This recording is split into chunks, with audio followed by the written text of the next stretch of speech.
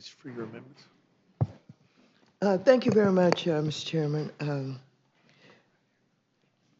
Just 11 days from now, the House is on track to shut down the government, forcing millions of government workers, including U.S. service members protecting the country, to work for free or not at all. Among the many agencies that would shutter is Wall Street's cop on the block, the Securities and Exchange Commission.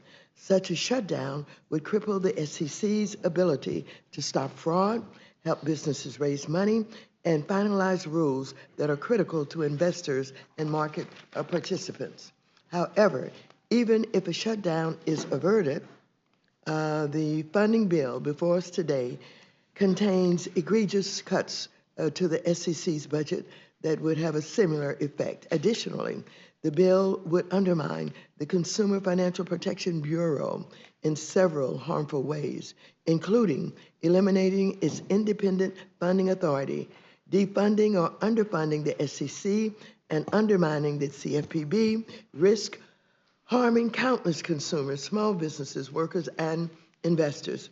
Mr. Chair, this SEC is shaping up to be the most pro-worker, pro-investor, pro-small business SEC since President Franklin Delano Roosevelt created the agency almost 90 years ago. The Commission is doing a great job, yet instead of providing it with the funding it needs, the bill before us guts the Commission's ability to pass critical rules that protect our nation's investors, small businesses, and working families. Many of the amendments Democrats are offering today prevent these drastic cuts and restrictions from going into effect. The First Amendment I'm offering, Waters 218, would fund the SEC at the full amount that's requested by Biden administration. The current funding level in the bill is nearly $450 million short of the administration's request. This amendment simply raises that figure by the same amount, ensuring the Commission has the resources necessary to do its job that Congress and the American people expect it to do.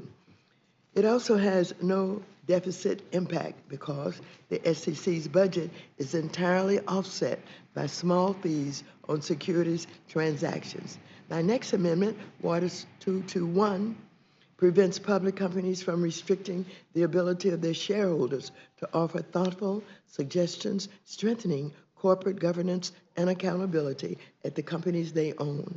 As part owners of the company, shareholders have a right to have a say in the direction that the company takes. Yet the bill before us would change SEC rules to make it easier for management to exclude shareholder ideas, especially those that strengthen corporate accountability, increase transparency through climate, disclosure, diversity, hiring, and workers' training and compensation.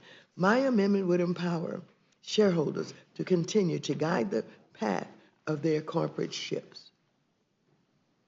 The next amendment I'm offering, Waters 222, addresses the issue of foreign-based private funds that invest in companies situated within the borders of Americans' adversaries.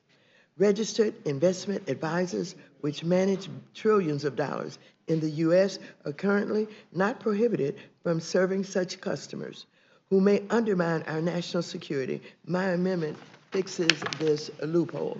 Next, I have an amendment, Waters 224, that reduces the harmful impact of the revolving door between SEC officials and the private sector.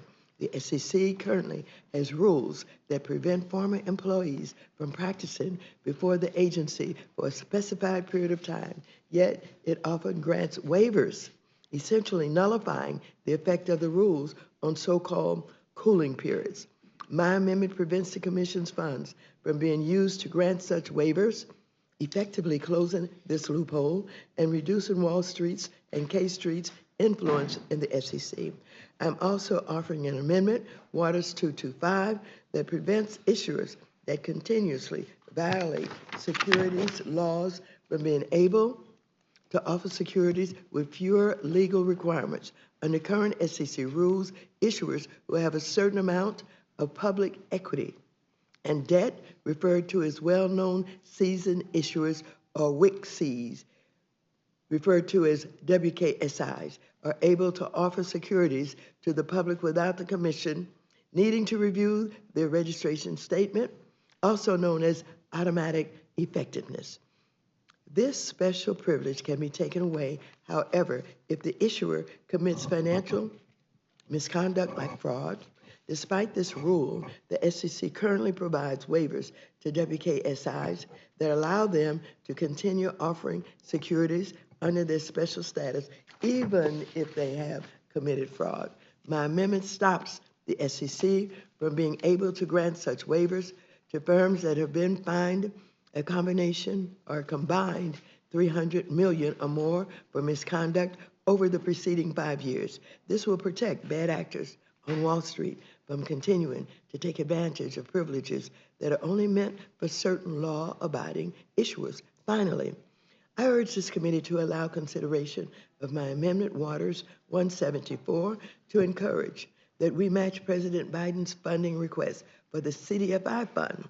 CDFIs have broad bipartisan support and can leverage $340 million in federal funds to provide $3.4 billion in loans to underserved communities. While I disagree with many of his policies, former Treasury Secretary Mnuchin worked closely with me to ensure we empowered CDFIs during the pandemic to make PPP loans and get the support they needed to serve underserved rural and urban communities. So I urge consideration of my amendment. Turning to the CFPB, I support Amendment 257 offered by Representative Tlaib that will strike the bill's harmful provisions to undermine the only federal consumer watchdog solely focused on protecting them from predatory payday lenders, debt collectors, and recidivist megabanks.